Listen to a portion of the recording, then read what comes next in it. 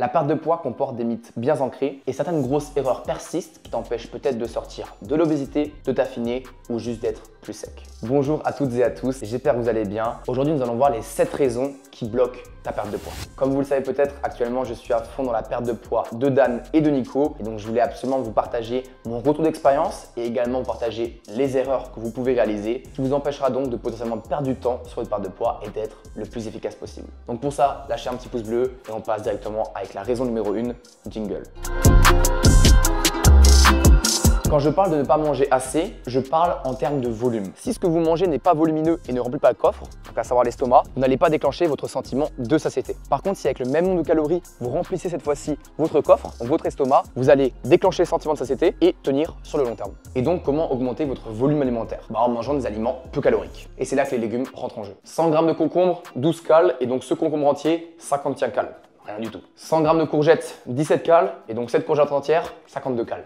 Toujours rien du tout. 100 g de poivron égale 20 cales, donc là on a 26 cales. 100 g de salade verte, 20 cales, donc là on a 40 kilocalories à peine dans ce sachet là entier. Bon, je vais pas tous les faire, mais vous l'aurez compris, les légumes, et d'ailleurs les fruits aussi, c'est un vrai atout pour augmenter votre volume alimentaire sans pour autant augmenter beaucoup vos calories. Alors évidemment, l'objectif c'est de compléter ces légumes avec une source de glucides à chaque repas et une source de protéines. Et donc avec un repas complet comme ça, tu as autant de calories qu'avec un repas comme celui-là. Et pour autant, les deux plats sont diète, mais là tu as des aliments très peu caloriques, notamment grâce aux légumes, et donc tu as exactement le même nombre de calories. Effectivement, avec ça, ton coffre, il sera rempli. Avec ça, ça reste diète, il y a des bons lipides, des bons glucides, et donc tu ne seras pas autant rassasié. Bon, passons à la raison 2.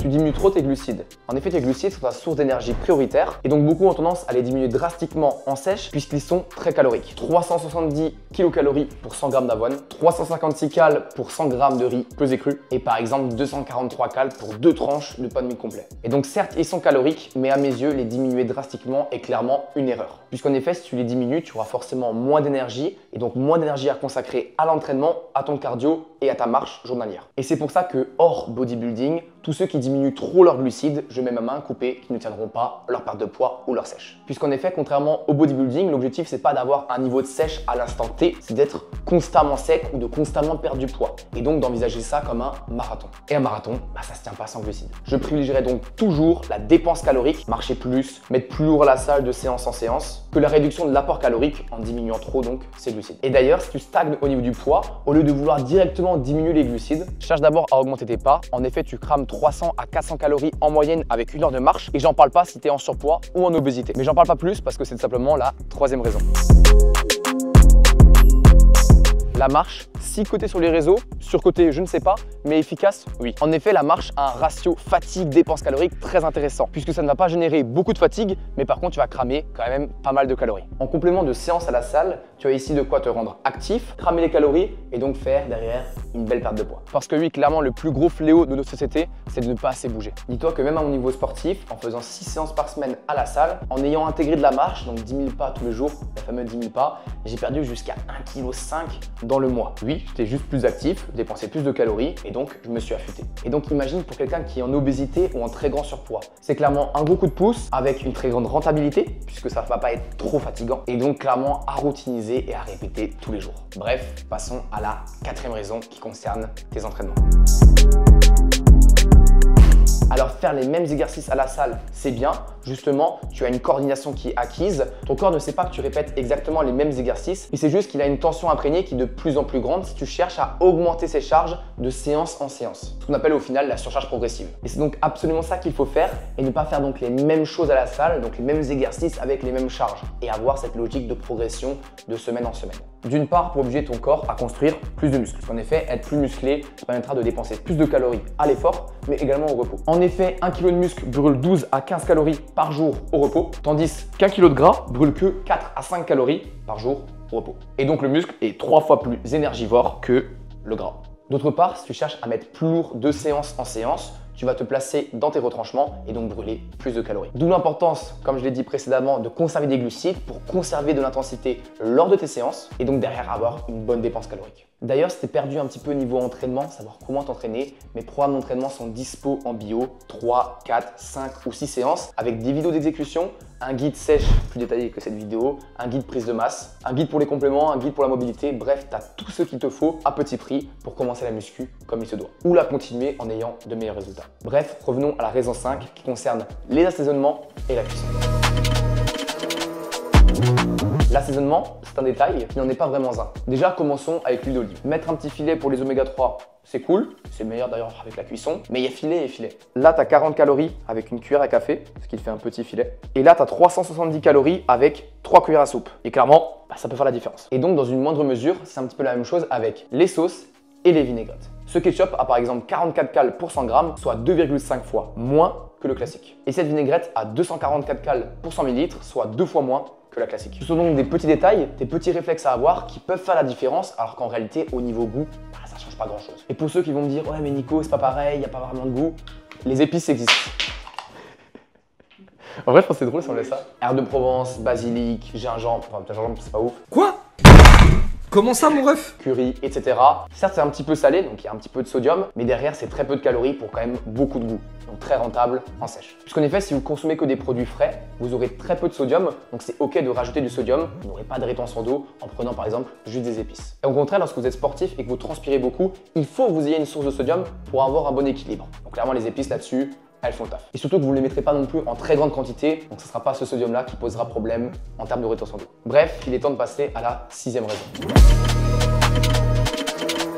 Comme nous l'avons vu avant, le muscle consomme plus de calories à l'effort et au repos que le gras. Et donc l'objectif, ça va être de le maintenir en sèche, voire même de le développer si tu as un niveau débutant. Puisqu'en effet, contrairement aux idées reçues, tu peux développer du muscle en étant en maintien calorique, voire même en léger déficit calorique, mais à 2 conditions. La première, avoir un bon taux de protéines journalier. Et la deuxième, s'entraîner dur quoi qu'il arrive. Et donc pour conserver l'intensité, ça revient à ce que je disais précédemment, il faut maintenir assez de glucides et donc consommer assez de protéines pour reconstruire tes fibres musculaires détruites à l'entraînement et faire comprendre au corps que ces fibres musculaires ne doivent pas être dégradées pour compenser le déficit calorique, puisqu'en effet le corps peut utiliser soit du gras, soit du muscle, le dégrader et en faire de l'énergie pour compenser le déficit que tu lui fais vivre. Et donc pour un sportif, je conseille au niveau des protéines entre 1,5 g et 2 g de protéines par kilo de masse maigre. Qu'est-ce que la masse maigre? C'est tout simplement le poids total moins ta masse grasse. Par exemple, de mon côté, je fais 85 kg, je dois être aux alentours des 12 à 15% de body fat au maximum, ce qui me fait donc 10 kg de masse grasse. Si je la soustrais